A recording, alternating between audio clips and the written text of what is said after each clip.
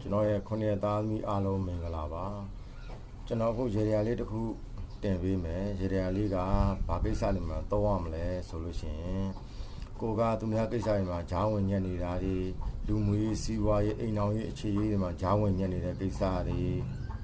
အဲ့လိုကိစ္စတွေမှာတောင်းရမှာပါเนาะရေဒီယာလေးကလောက်ရတာလည်းလွယ်သလိုကုန်ကြစိတ်လည်းနည်းပါတယ်ကုန်ကြစိတ်လည်းနည်းတယ်အခုကျွန်တော်တို့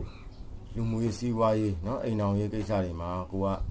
သူများကြားဝင်မြက်နေတယ်လို့ကိုယ်ခံစားရတယ်ပေါ့နော်နောက်တစ်ခုအလုပ်ကိစ္စတွေမှာစီးပွားရေးကိစ္စတွေမှာဆိုတော့သူများကလည်းလုပ်ငန်းတွေကြီးတယ်ကိုကတော့ဆိုင်လေးသေးတယ်ကိုကကိုယ်ဆိုင်လေးကကြားထဲမှာညက်နေတယ်ပေါ့အဲ့လိုကိစ္စတွေမှာကိုကတောင်းရမယ်ရေတရားလေးပေါ့နော်အဲ့ဒါလေးကတိလဲတိတာပါတယ်နော်ထူလဲထူကြပါတယ်လောက်ရမှလည်းလောက်ကူပါတယ်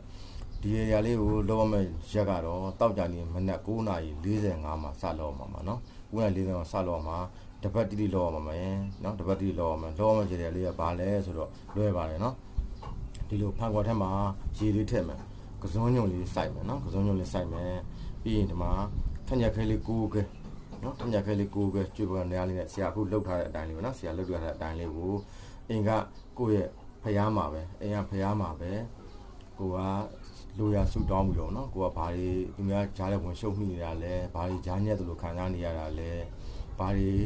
ခက်ခဲကြုံနေတာလူမှုရေးလားစီးပွားရေးလားအခြေရေးလားကိုဆိုင်ရောင်းတာတွေမှာကိုကကြားညက်နေတာလားကိုလုပ်ငန်းထိုးပေါ်မထွက်နိုင်တာလားအဲ့လားဒီအားလုံးအတွက်ကိုဆူတောင်းပြီးတော့ဖျားမှာဆရာအခုလုပ်ပြထားတဲ့အတိုင်းကိုအိမ်ကဖျားမှာပဲ